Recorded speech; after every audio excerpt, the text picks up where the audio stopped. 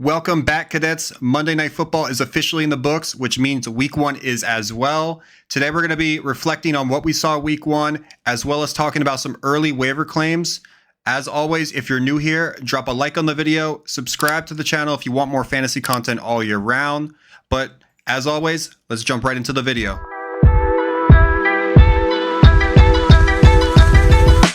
So one of my biggest takeaways from week one was running back usage and efficiency.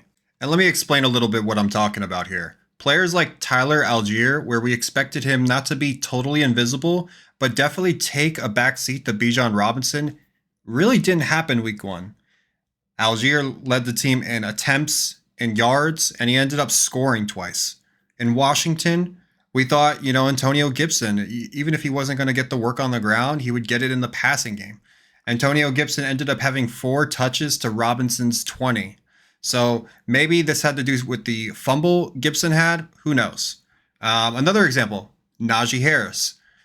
We got a report early before the 1 o'clock game started that Jaylen Warren would be a bigger part of the game plan this week. And that actually did happen because Najee Harris had 8 touches and Warren had 8 touches as well.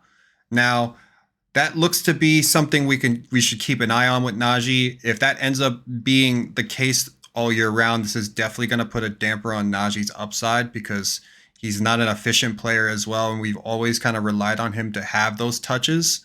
So if this ends up being an all year round thing, that's going to be a big damper. But don't panic. It's week one. If your guy didn't get the ball as much as you thought he was, it's not going to be like this all year round. We were just talking about one game of the season.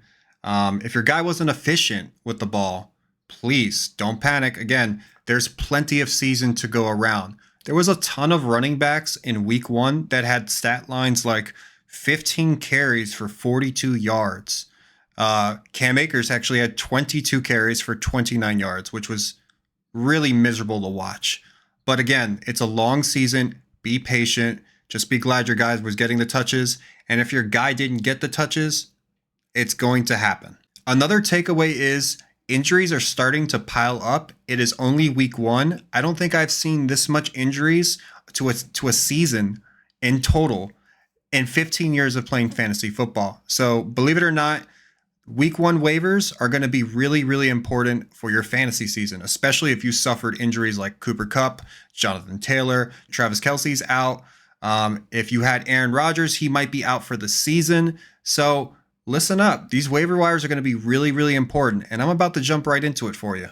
So the first guy we're going to be talking about is Kyren Williams. Now, Cam Akers struggled mightily in this one. Cam Akers had 22 carries for 29 yards. Kyren Williams was a little more efficient with the football. In the end, he did end up finding the end zone twice. Cam Akers only found it once. He had more yards than Cam Akers on less touches. He was targeted in the passing game as well. And if Cam Akers decides he's going to struggle week to week, Kyren Williams could potentially earn a bigger piece of the pie. I do think he is probably the passing down back in this offense.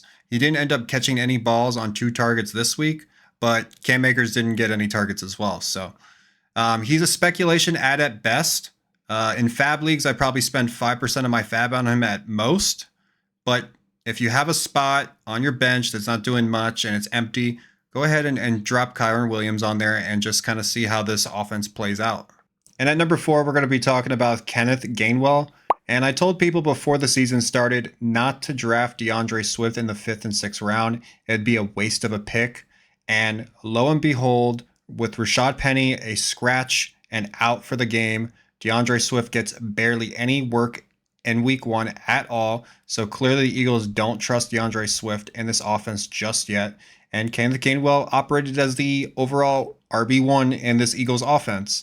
Now, I'm not telling you to break the bank on Kenneth Gainwell. He is definitely worth a speculation ad. This is an offense week to week that touches are going to be all over the place. It could be Swift, it could be Penny, it could be Gainwell.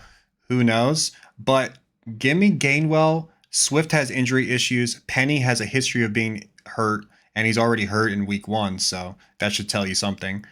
If these guys end up getting hurt, Gainwell might have an opportunity and a window to be the RB1 in this offense. Again, this is a guy you could probably pick up after waivers clear and free agency where you don't have to, waste a waiver claim on him.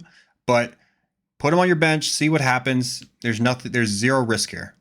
And at number 3, we're going to be talking about Josh Kelly, Chargers running back. Now, normally I wouldn't recommend wasting a waiver on Josh Kelly, but Austin Eckler just got some news that he is fighting an ankle injury, and his status for practice is unclear, and that pretty much puts his week 2 availability in question.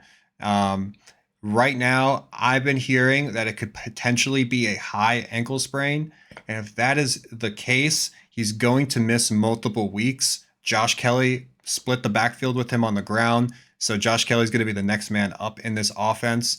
And if, depending on when we get this news on Austin Eckler and how bad his injury is, you could probably get Josh Kelly relatively cheap right now. But put in a claim for Josh Kelly. If this ankle injury is a high ankle sprain, Eckler is going to be missing multiple weeks. If you're out on J.K. Dobbins and you're out because you had Jonathan Taylor and you need a running back and coming into week 2, this is a guy that could potentially be starting for multiple weeks on end until Austin Eckler gets healthy. Again, that status is unknown. You're going to have to roll the dice and pick this guy up, but I think it's worth the risk. And at number 2, we have Justice Hill. Now, Justice Hill had 2 touchdowns in week 1 when JK came out of the game with an Achilles tear. It's going to be Gus Bus and some type of committee with Justice Hill. Now, I will say, if you want to pick up Gus Edwards, it's probably going to be relatively cheaper. But give me the new guy, Hill. I've seen multiple years where Gus Edwards has filled in for multiple running backs. He's always been the backup for multiple years in the Ravens, and I think he's a better real-life player than a fantasy player. I'm going to take a shot on the new guy, Hill, and try to shoot for some upside here, especially if I lost J.K. Dobbins. Gus Edwards is really not going to cut it. So take a shot on Hill. I would spend about 15 to 20% of my fab. I know that might be a little high, but I want to make sure I secure him. I want him on my team. This is a backfield that is springing for somebody to jump out of it, and I don't think Gus Edwards is that guy. Hill has ultimately the best chance to be the best running back in this backfield. And at number 1 should be absolute no surprise to anyone, Puka Nacua, the wide receiver for the Rams. Now, he had 15 targets, 10 catches at 119 yards in his very first NFL game.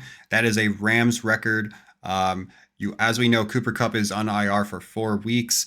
This is a guy that could potentially come in and take some of those targets away from Cooper Kupp. Cooper Kupp, hamstring, could linger on for majority of the year. Who knows? But this kid looks special. He put on a show week 1. I am very much going to add him in most of my leagues if I can. I'm willing to spend up to 20 to 30% of my fab on him, especially in leagues where, I'm very shallow at the wide receiver position. This is one of those guys, if you add him to your team and he ends up paying off, he could potentially increase your chances of winning a fantasy championship. And I know that sounds silly because we're talking about week 1 going into week 2 of the fantasy season. But if he ends up being a wide receiver 2 and you add him for 30% of your fab, he could potentially be a league winner for you. So add Puka Nacua and see what happens. Thanks for tuning in. This is the Fantasy Academy. If you stay to the end of the video, do me a favor, drop a like, subscribe to the channel if you want more fantasy content like this one, and we will see you in the next video.